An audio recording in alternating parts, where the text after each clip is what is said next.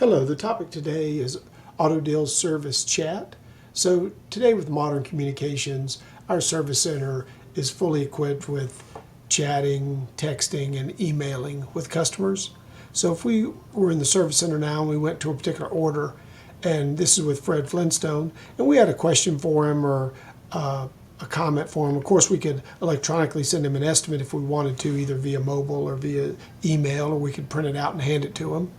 Or we could also just go to chat, and now we've taken us to Fred's basically contact record in the CRM, and we could send him messages, we could text him via whatever numbers we had for him, we could email him and send whatever comments we wanted and just click the message, and then we would have a history of it, and then we could basically go right back to his service history and go right back to that order. So we'll be able to send and receive information, and if we needed documents from Fred, again, we could go right back to the chat.